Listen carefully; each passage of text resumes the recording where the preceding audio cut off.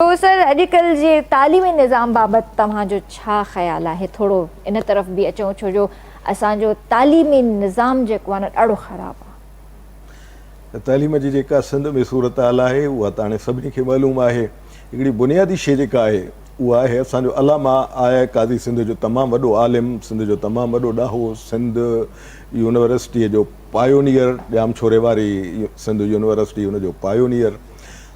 त अलाह ताला उनखे हिकिड़ो वॾो हिकिड़ो ॾाहो ऐं फिलासफ़र ऐं हिकिड़ो आलिम उनजो मुतालियो, उनजो मुशाहिदो न सिर्फ़ु सिंध जे पस मंज़र में पर हू यूरोप में पढ़ियो, इन जे करे उहो मग़रिबी इल्म फ़लसफ़ो उन्हनि जो बि भंडार हुयो। अलामा आया काज़ी चवंदो त जेको लफ़्ज़ एजुकेशन आहे उहो लफ़्ज़ एजुकेशन ॿिनि शयुनि जो मुरकब आहे। हिकिड़ो तालीम जेका मकतब जी आहे, ॿियो तरबियत। जिते जिते इहे ॿई मक़सद हासिल कया विया आहिनि त उते तालीम पंहिंजा मक़सद ॾिना आहिनि। जेकॾहिं सिर्फ़ु मकतब ऐं तरबियत न आहे, जेकॾहिं माण्हुनि खे सिर्फ़ु अखरनि जी शनासी ॾियणी आहे ऐं उन में तरबियती निज़ाम तव्हांजे तालीमी निज़ाम जो कमज़ोर आहे त तव्हां भला इंसान नथा पैदा करे सघो।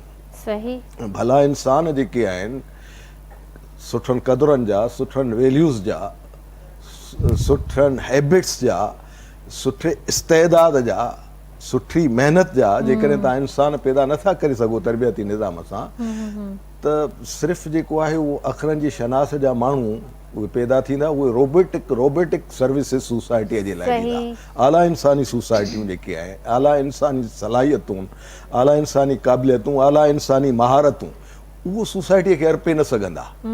इहो असांजो वॾो अलमियो आहे त असांजे निज़ाम में तरबियती निज़ाम जी खोट आहे। सही। असां वटि जेको आहे उहो तरबियत जो जेको ॿार जो तरबियत आहे, माउ जी गोद जेको आहे उहो पहिरीं तरबियतगाह आहे, पहिरियों स्कूल आहे, पहिरीं तरबियतगाह आहे। ऐं ॿार खे उतां माउ खां ई जेके आहिनि उहे मैनर्स ऐं इक़दार जेके आहिनि उहे ॿारु उतां थो सिखे पियो। पर असां वटि हाणे जेका सूरत हाल आहे, जेका शहरी गहमा गहमी आहे या जेके ख़ुदि ॿारहाड़ीअ में औरत जे मथां जेके प्रेशर आहिनि असांजे सोसाइटीअ में, कुझु जहालतुनि जा, कुझु नाइंसाफ़ियुनि जा ऐं जेको माण्हुनि जा रवैया आहिनि उन्हनि जा, उन जे करे औरत उहो रोल जेको पहिरें मकतब वारो अदा कंदी उहो बि पूरो कोन थो थिए पियो। हाणे ॿारु हिते शहरी ज़िंदगीअ में इहो आहे त 2.5 सालनि में उनखे जेको आहे उहो नर्सरी में या प्री नर्सरी क्लासिस में विझो।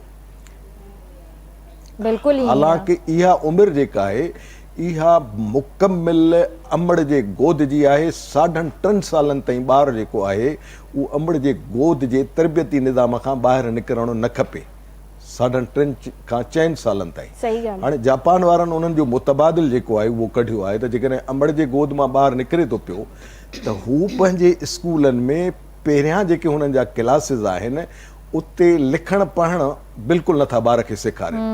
5-6 सालनि ताईं ॿारनि खे सिर्फ़ु जेको आहे उहो मैनर सेखारनि था, ॿारनि खे महिनत सेखारनि था, ॿारनि खे कमु करणु सेखारनि था, ॿारनि खे स्कूल जी सफ़ाई करणु सेखारनि था, रवैया सेखारनि था।